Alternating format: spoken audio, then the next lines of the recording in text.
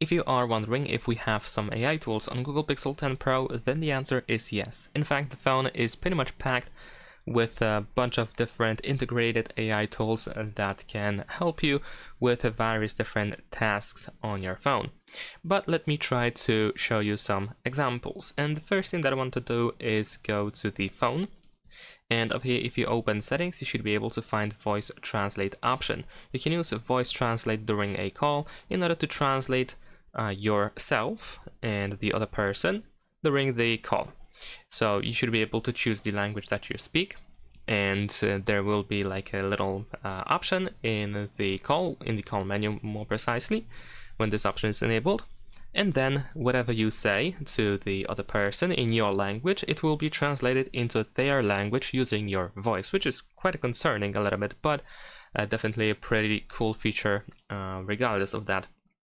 So if you don't speak the same, if both of you don't speak the same language, you and the other person, then you can use this feature, and they don't have to have Google Pixel or anything like that, because it's just a matter of whether you use it or not in this case. So you should be able to talk to them with your voice in their language. Now, besides that, what you can also find is some couple of different features in the recorder. So this is, I guess, something less popular, I assume. Not many people really use voice recordings. Let's actually don't back up. And there we go. So we have a bunch of different features over here, like for example, we have the speaker detection where we have different labels and so on and so forth. And if you start recording, the speech is being recognized, so we have automatic transcription. And if multiple people are talking at the same time, then you should be able to find them over here on this list. You can also choose the language that you are talking to, and yeah. So it's especially useful if you want to make some notes with the voice recorder for the future. And of course, since we have transcription, this can definitely an improving task for taking notes, for example. Now, besides that, the recorder has other stuff, like for example, let's actually stop this and let's go back to the recording. Over here, in the upper right corner, we can tap on these three dots in order to find, for example, create music. So you can add a background music with AI, and you can actually choose what kind of vibe you wish to go for. And besides that, we can also create a summary, I believe. Maybe we actually need to, let me actually go back. Yeah, there we go. So we need to switch to the transcription, and over here we have the summarize option. We have AI generated summary, so you can create a let's call it like a quick summary of the speech that you have in the recording. And there we go, we have generated the not the transcription, the summary of the voice recording. Now, in addition to that, another thing that I want to show you is photos. So if you tend to edit your photos, you will be happy to know that we have a bunch of different features that will definitely help you edit a photo and make it look pretty much exactly as you wish it to look like. Not only that, if you go to edit, you can tap on a subject. You can also circle a subject or just draw a shape around it, or you can brush an area in order to, for example, add portrait blur. You can also erase the selected subject. You can move the selected object around the photo, and we also have reimagine, where we can write a small prompt, and then we can pretty much change whatever we have selected over here into something different. You can of course not only use that to replace subjects, we can also use that to add stuff to the photo. So for example, if you have like a picture where we can see a sky, you can brush the sky and add a prompt that you want to, I don't know, like add clouds or something.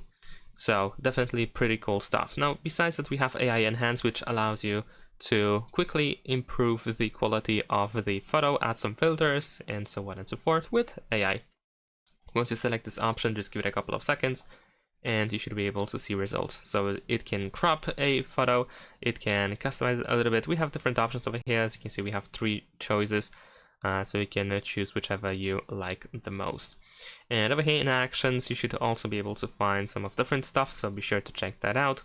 I'm not sure if all of them are considered as AI, but definitely worth visiting. And of course, for video editing, we also have quite a bit of different tools.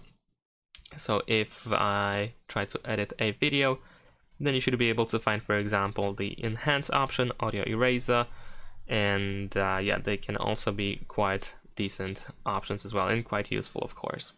All right, now besides these options, what we can also do is go to settings, and over here in settings, we're gonna go to sound and vibration, and then over here at the bottom we have now playing, which is a tool that is used in order to detect songs without having to unlock your phone. Now, I'm not sure if I will see the icon in the lock screen, but essentially with this option enabled, if you go to the lock screen below the fingerprint sensor, you should be able to find an icon, and that is the Now Play icon. And you can use it in order to try to detect a song if you like a song that you hear somewhere while, for example, being like in a party maybe, or being somewhere outside, generally speaking. And you can use it in order to get the song title. And of course, later on, if you want to go back to the list of detected songs, over here we have the Now Playing history. And besides that, there's also circle to search, which can also be used to detect a song. But first, let's talk about circle to search in general. So you can press and hold your finger on the navigation bar at the bottom of the screen, press and hold your finger, and there we go. And then you should be able to draw a shape around something that you want to look for in Google. Let me actually open the Google app as an example. And of course, if you want to, if you have 3-button navigation, then you want to press and hold your finger on the home button instead. So you can draw a shape around a subject in order to try to get Google search results. You can also just simply tap on a subject like this. You can still adjust the selected area in case it was selected incorrectly, and so on and so forth. So this allows you to quickly search for something in Google based on whatever you have on the screen. You can also use it, for example, in gallery if you took a picture of something, etc. And I mentioned that we can also use circle to search in order to detect a song, and that is by pressing this button over here. If you tap over here, you can play, sing, or hum a song in order to try to get a song title and Google search result of that song. Besides that, we have screen translation, so you can tap on this translate button over here. You will find a detected language, the source language, and then the target language, and you should be able to simply translate the screen that you have right now. And in the future, apparently soon, after I post this video, after some time, there should be an option to scroll as well. Right now we cannot really scroll, but if you're watching this video much later, you can probably also scroll if you use the screen translation. In my case, I still cannot do this, but apparently it will be added at some point. It was, I believe, announced not so long ago. All right. And besides that, we also have Gemini, of course, which is a digital assistant. In the past, we had Google Assistant. It was then replaced with Gemini. And of course, Gemini is nothing really unusual. If you know how to use it, then of course, nothing will probably surprise you. But for those that don't know, you can just simply activate Gemini by pressing and holding the power button. And besides asking Gemini for various stuff that you can ask them to, for example, Google some information for you or check some information for you, what you can also do is, let me actually go back. Let me disable the microphone. What you can also do is share the screen and talk with live assistant, well, live Gemini assistant, of course.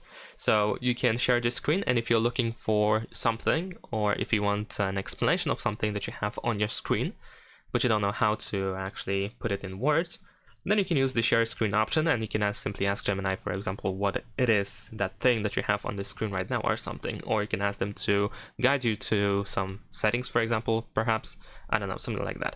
So I assume creativity is the limit. And if you want to, you can also just talk to Gemini. You can have a conversation with the Gemini by using this button over here on the right side. Now in this case, we need to increase the volume, so let me actually turn up the volume. There we go. Okay, maybe we can just turn on captions in that case. And then we have a little introduction, so we can skip that. Let's go live. And during this live conversation, what you can do is also activate your camera. So instead of sharing the screen, you can share the access to camera. You can point at something with the camera, and then you can talk with Gemini about that thing, for example. So if you found something that you wish to know more information about that, you can just use your camera in order to help yourself with that.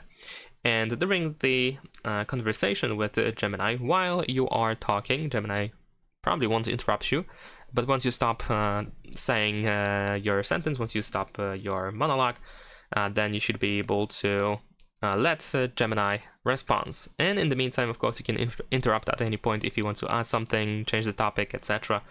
So you can, of course, definitely give it a try as well. It even tried to pick up something that I was talking just right now about the camera, but yeah, it doesn't matter that much. Alright, so another thing that I think is worth mentioning are certain tools in the keyboard. So over here in keyboard, you should be able to find this icon, this panel with a star and 2 dots. You can also tap on these 4 squares in case you don't have it, and you should be able to find it over here. And if you use this option, then you can write something. So let's say I'm gonna write like maybe hi, just a simple hi, right? And if we go to this writing tools, you should be able to find a couple of different options that will help you transform your text that you have written. This can be used pretty much anywhere where you have the option to type. So this can be notes, this can be messages app, and everything else. And this can definitely help you, for example, check your writing. We can also rephrase our writing to something different. As you can see, we have some examples. In some cases, we have a couple of options, so you can scroll through these options. We can make our text sound more professional. As you can see, it transformed hi into hello. We can also make it more friendly. We once again have 2 options. We can even emojify our text, elaborate, and also shorten it as well. Well, in this case, my text is very short already, so nothing to be shortened in this case. But definitely worth checking out. I believe there is also something for generating, but I'm not sure if it's actually over there. So I'm gonna check that just in a second. But another thing that I want to show you is the emoji kitchen. I'm not sure if that's actually AI, but maybe we can consider it AI.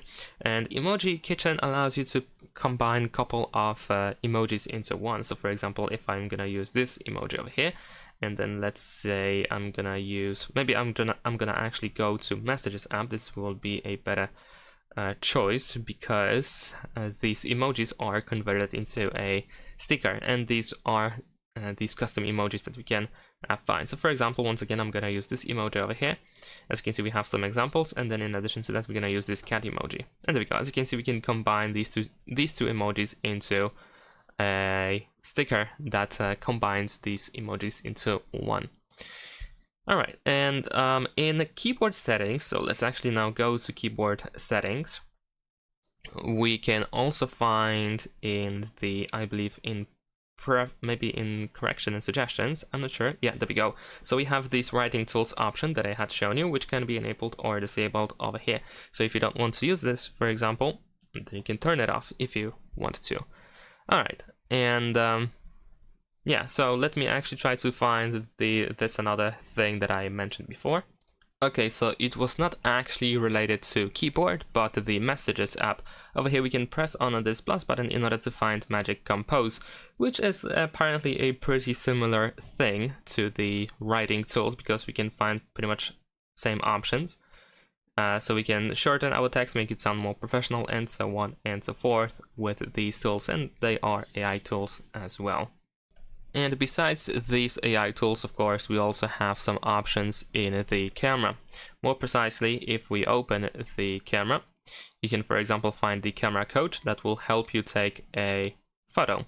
If you want to take a photo, for example, of, I don't know, like a building, a car, a person, or maybe your pet, etc., then you can use Camera Coach in order to get some suggestions and tips on how you can make a great photo. Not only that, the Camera Coach will also guide you how to make that photo. So you will get step-by-step instruction on what you need to do in order to take that specific photo. And in addition to that, of course, we can jump to camera settings. And over here, you should be able to find somewhere the camera code. Let me try to find it. I think I missed it. There we go. Here it is. Besides that, we also have different AI tools, like for example, guided frame. You can tap on see tutorial over here and let it find out how it works. We also have auto best take over here. You can check out the description over here. And there is also the add me mode in the camera that allows you to combine two photos into one, which is used to pretty much include a photographer in a group photo. So if you want to take a photo of your group, if you are, for example, taking a selfie or something, then you, for example, you can be the photographer for the first photo. You can take a photo and you can let, of course, your group, you can let them know that they should leave a little space for yourself. And then you can take a photo for them. And then once you take the photo, someone from the group, the other person, has to take a photo of you, and just only you, in that space that was left for you. And then the phone will combine these two photos together. So the photo group is actually a photo group with everyone that belonged to that group. And there is one more thing that I forgot for a second, but I can definitely show you in the wallpaper and style. If we go to more wallpapers, you should be able to find AI wallpaper option. You can generate a wallpaper with AI. First you choose a theme, so let's say we can choose a texture. And then over here we have the prompt, which you can customize. You can also press I'm feeling lucky if you want to randomize it. You can still change to something else if you want to. And you can later on use these generated options. Well, you can choose one of them in order to take that wallpaper and set it as a wallpaper for your home screen or lock screen, or of course both. And these are the major AI tools that we can find on Google Pixel 10 Pro.